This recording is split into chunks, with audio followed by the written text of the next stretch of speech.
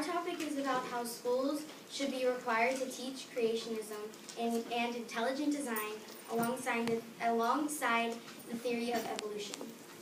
Well, to start off, I'm going to explain what creationism is, intelligent design, and evolution are.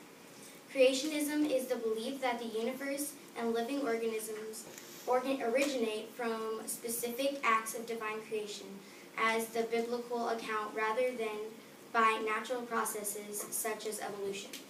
Intelligent design is a theory that life, or the universe, cannot have arisen by chance and was designed and created by some intelligent entity.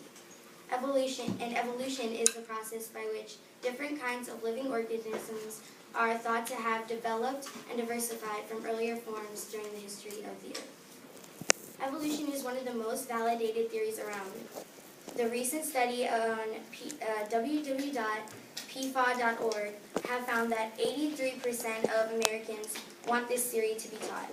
If it's not taught, this could cause students to search for the answers themselves instead of force-feeding them the consensus view.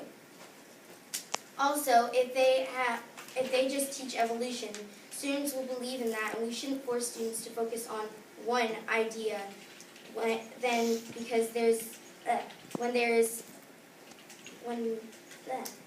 on one idea when there are ideas like creationism out there that are just as valid. Yeah. Why would you want to confuse the students by teaching them multiple ideas when in the classroom you can just teach them one instead of confusing them with multiple? Well, you don't want to just have one because you want them to have choices. But Try to do 8th grade math without the theory of Pythagoras. The Natural Science Teaching Association, which is also NSTA, strongly supports the position that evolution is a major unifying concept in science and should be emphasized in K-12 science, education, frameworks, and curriculum. Intelligent design should also be taught in science at public schools because due to the fact that when looking at a building, plane, watch, the student can already comprehend and imagine the process of it being designed and created, because something cannot be made out of nothing. There is always a creator. The theory of evolution and creationism are both an equal footing and therefore should be taught in schools. Plus, teaching both would remove the feeling of inequality relating to this matter. It only makes us look at more alternatives to this theory of evolution. The idea of giving kids an education is not only to teach them subjects such as math and science, but to also teach them to be able to think on their own. Teaching students only one side of the theory of how humans live, humans' life began, is biased. We must give the students multiple points of view so that they can make their own judgments. Yes. With the kids, if you teach them multiple ones, what if they're already learning one at home and you teach them other ones, and then you would just confuse them? Well, they really don't have to listen to it. If their parents are teaching them at home, they could just ignore the fact that you don't really have to.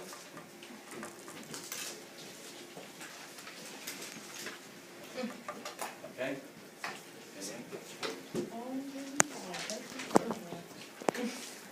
Our group is against teaching creationism, intelligent design alongside evolution.